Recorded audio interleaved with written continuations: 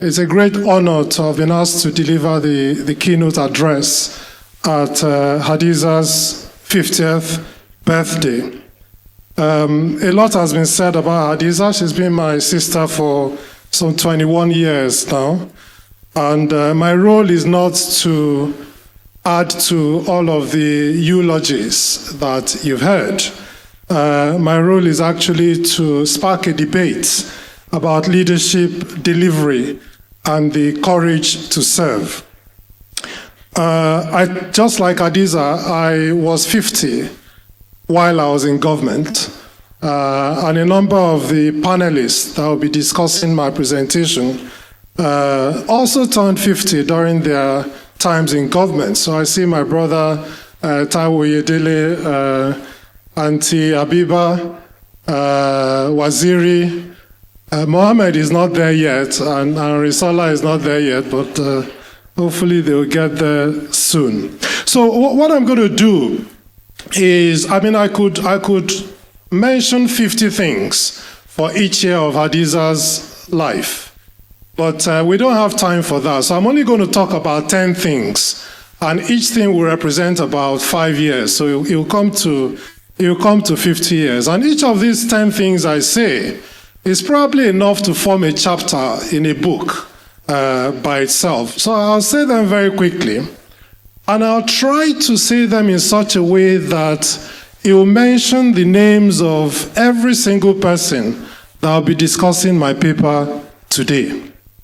So, number one is that serving your country at a senior level is a great privilege.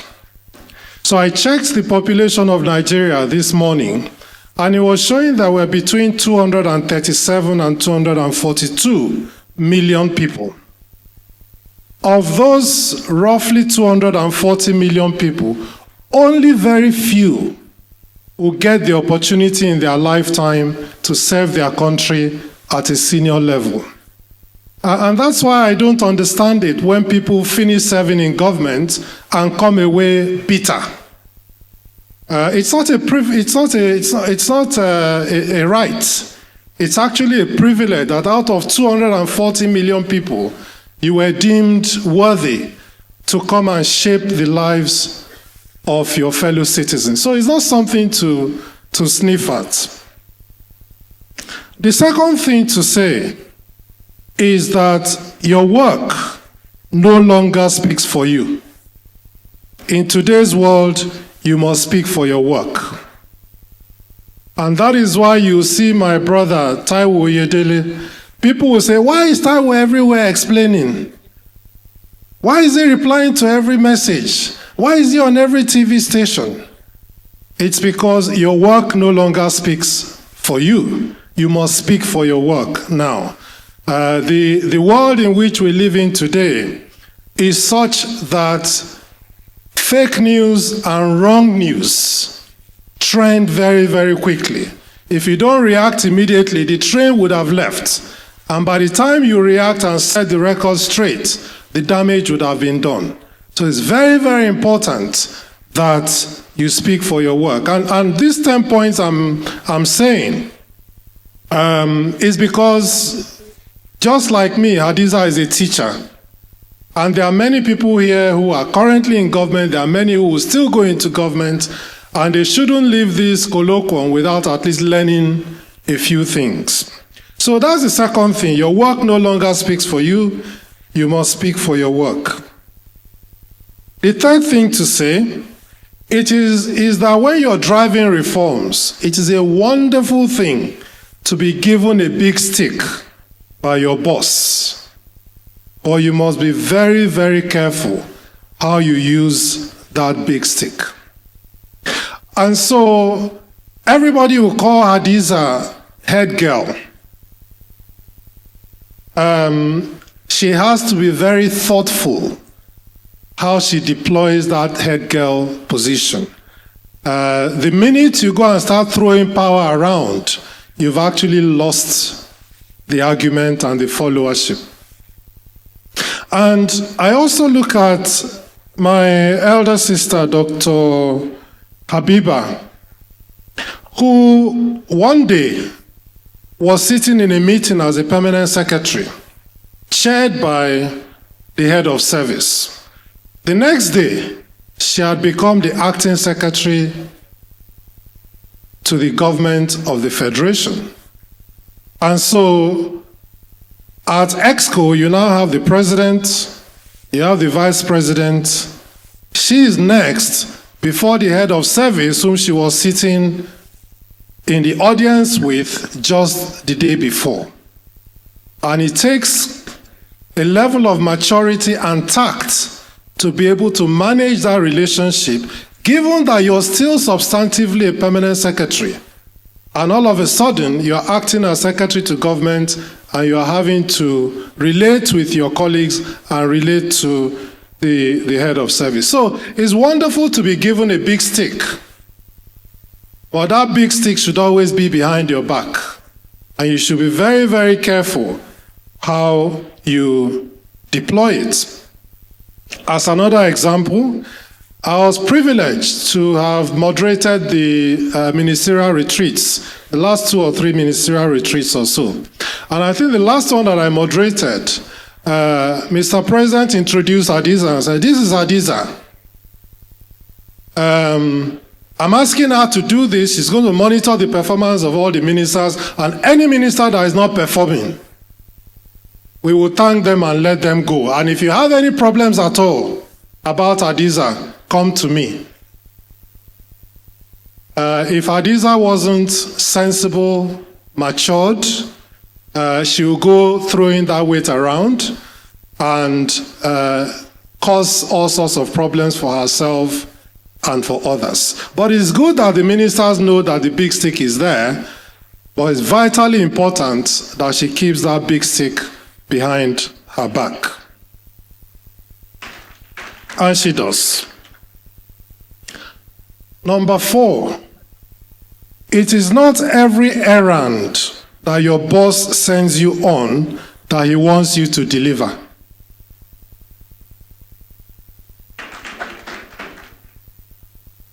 It's not every errand your boss sends you on that he wants you to deliver. So I'll give you an example. So President Trump appointed Elon Musk and gave him the Orosonyi reports to deliver.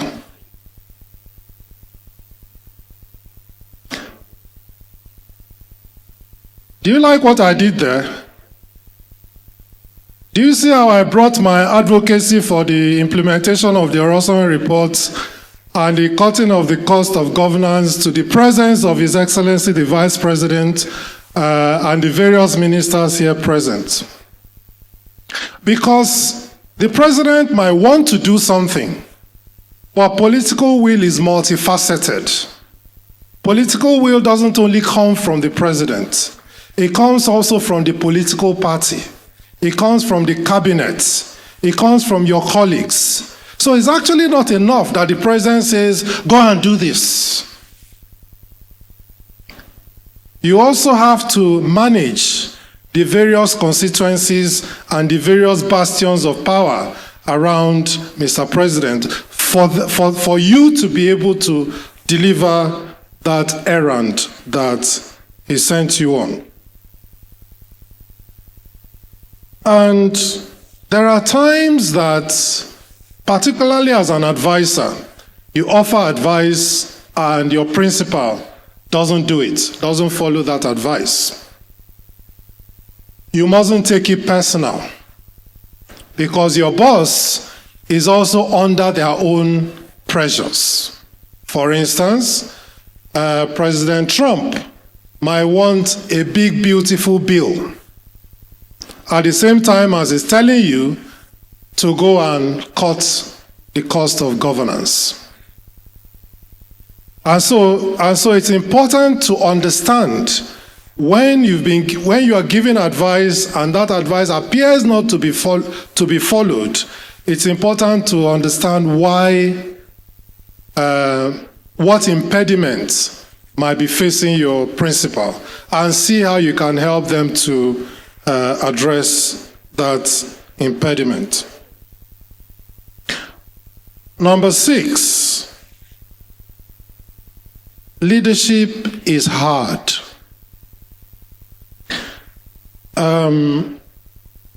Moses, the prophet Moses, recognized as one of the greatest leaders the world has ever seen, recognized by all the 3 main religions, Judaism, Islam, Christianity, as perhaps the greatest leader that has ever lived, led the Israelites out of Egypt. And the Israelites saw all the 10 plagues firsthand. They didn't read it they didn't see it on TikTok. It wasn't online. They saw it, they witnessed it. They witnessed the Nile turning to blood. They witnessed the death of all the Egyptian firstborn humans and animals. They passed through the Red Sea when it was parted for them to cross. They saw all of these things firsthand. They were eating manna from heaven every day. Still, it only took Moses to climb the mountain before they created a golden calf and started to worship. They have seen all of these miracles, and yet, when they sent spies to Canaan, and the spies came back and said, oh, the people there are giants, and they all have 10 heads. They doubted the God that has performed all of these miracles that they had seen. And so leading people is exceedingly difficult. And I'll just quote Machiavelli when he says that it should be borne in mind that there's nothing more difficult to handle, more doubtful of success, and more dangerous to carry through than initiating changes in a state's constitution. The innovator makes enemies of all those who prospered under the old order, and only lukewarm support is forthcoming from those who would prosper under the new. So leading people is hard, because if you have people who have even witnessed miracles, have even participated in those miracles, still doubting the leader, then you can see that it is not easy to lead people. And sometimes your role is simply just to clear up the mess that someone else has made, just like my brother Mohammed Sani Abdullahi is trying to do in the central bank today. And I used to get a lot of abuse online when I used to say that governance is not rocket science, it is harder than rocket science. A lot of people used to abuse me until one of the most prominent exponents of rocket science went into government and came out and realized that governance was indeed harder than rocket science, because the rockets don't ask you whether you factored in tribal issues. The rockets don't ask whether you've achieved geopolitical balance. The rockets don't ask whether you're Christian or Muslim. The rockets don't ask which political party you belong to. They don't ask who you're marginalizing. Whereas the moment you get into government, no matter the experience you have to try and navigate all of these issues. Thank you. And so Mr. Musk came out of government and said, government is basically unfixable. Which is not true, actually. Government is fixable. You just don't go into it with a chainsaw, thinking that you're just going to wave a magic wand and all of the problems will go away. Okay. The 8th point is that you may not see the impact of the work you do in government until after you leave. So sometimes, again, I see a lot of people get frustrated that, oh, I've done this and I've done that, and the world is not changing overnight. Quite often, it is actually after you've left that you start to see the impact of what you've done. So long as you've put in place the right tools and the right mechanisms to drive that change, it will happen. And so as an example, some of the work that I did on passports, it's taken 10 years since we did that work for Nigerians to begin to see a difference in passport administration. That's how it is. So do not get frustrated at the fact that you're not seeing the results you hope for immediately. And do not lose hope, as I will not lose hope that one day we will start to implement aspects of the Orosori report. A good name is more desirable than riches, says Scripture. And that name could be the name of your organization, it could be your family name. So in terms of the name of your organization, my brother, Waziri Adio, who was the former executive secretary of the Nigerian Extractive Industries Transparency Initiative, reminded me that NATI is the only organization he's aware of that has transparency in its name. And that was one of the reasons why he chose, just like me, to publicly declare his assets. Because the name of he needed to leave the name of the organization. And in the same way, if your surname is Abiola or your surname is Bala Usman, you must remember the son or daughter of whom you are. Finally, you must have the courage to stand for what is right, even if you stand alone. Again, Dr. Habiba Lawal, when she was permanent secretary in charge of the Ecological Fund Office, decided that the Ecological Fund was no longer going to be just a slush fund that was used for political purposes or other purposes, and that it will actually be used to fight the ecological challenges that the country has, from desertification to erosion to flooding. She wasn't very popular at the time, but she stood for what is right and saw it through. In the same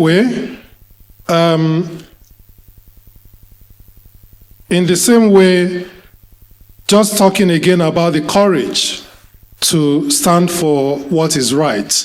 I've known Hadiza all these years, I've never actually known her to be stubborn. I haven't. It's just an insistence that things should be done properly the way they should be. And so, in advance of this presentation, I asked her, Hadiza, am I allowed to be controversial? And she said, of course, I always am.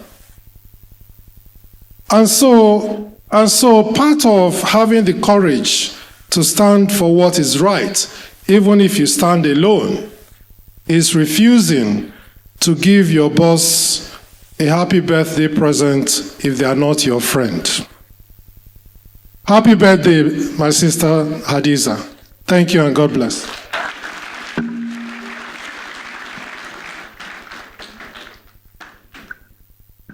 Thank you. Thank you very much, Doc. We sent him 3 minutes.